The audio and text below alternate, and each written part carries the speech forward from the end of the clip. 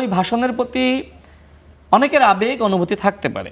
সেই আবেগ অনুভূতির জায়গা থেকে কেউ ফেসবুকে পোস্ট করতেই পারে, কেউ মোবাইলে শুনতেই পারে। 7ই মার্চ ওই দিনের ভাষণ বাজানোর জন্য যদি কাউকে অ্যারেস্ট করতে হয়, আমাকে অ্যারেস্ট করো। বিশ্ববিদ্যালয়ে একটা প্রেশার গ্রুপ সৃষ্টি হয়েছে এবং এই প্রেশার গ্রুপটা কারা? এই প্রেশার গ্রুপটা তো আমরা দেখেছি আসলে তারা ছাত্র শিবিরের রাজনীতির সাথে অধিকাংশই জড়িত। আর একটা ঘটনা আপনি দেখেন যে 7ই মার্চের ভাষণ সম্ভবত একজন শিক্ষার্থী ফেসবুকে পোস্ট করেছিল, যে কারণে সম্ভবত তার উপরে তার নামে মামলা হয়, নাকি তাকে ধরে সম্ভবত থানায় সোপর্দ করা হয়। সেটা তো আরেক ঘটনা, ওই যে ইমি সহ তিনজন মাইক বাজাচ্ছিল, সেটা তো 7 মার্চ।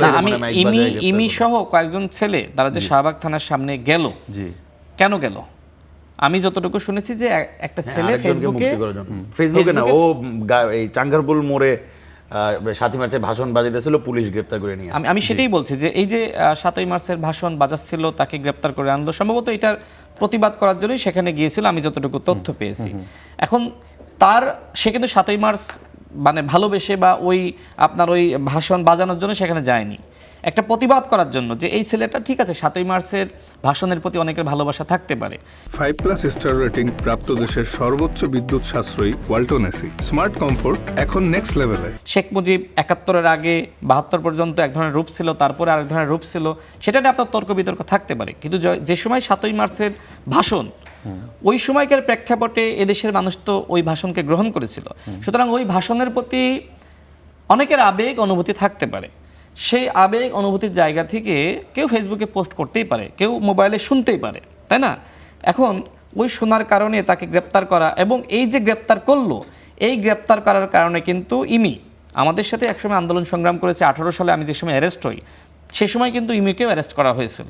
তিনি একদিন গুম ছিলেন এবং তিনি জাতীয় নাগরিক কমিটির নেত্রীও ছিলেন, অর্থাৎ এনসিপির গঠিত হওয়ার আগে যে সংগঠন, সেই সংগঠনের নেত্রী ছিলেন, জুলাই গণ অভ্যুত্থানের পক্ষে ছিলেন। আমি দেখলাম যে তাকেও ছাত্রলীগ নেত্রী বানানো হচ্ছে, এবং তিনি মূলত শাহবাগ থানার সামনে গিয়েছিলেন প্রতিবাদ জানাইতে যে ঠিক আছে আমাকেও ধরো, 7ই মার্চ ওই দিনের ভাষণ বাজানোর জন্য যদি কাউকে অ্যারেস্ট করতে হয়, আমাকে অ্যারেস্ট করো। আমি মনে করি না যে আসলে ওই ভাষণের প্রতি ভালোবাসার জায়গা থেকে গিয়েছে, মূলত এই ভাষণ শোনার জন্য একজনকে অ্যারেস্ট করা হয়েছে, এই জন্য প্রতিবাদ জানাতে সেখানে গিয়েছিল। কিন্তু তার সাথে তো এক ধরনের যে আচরণটা করা হয়েছে, তাকে ছাত্রলীগের নেত্রী বানানো হচ্ছে, তাকে রিকশায় বসিয়ে থানায় সোপর্দ করা হলো, এটা যারা করেছে বিশ্ববিদ্যালয়ে একটা প্রেশার গ্রুপ সৃষ্টি হয়েছে।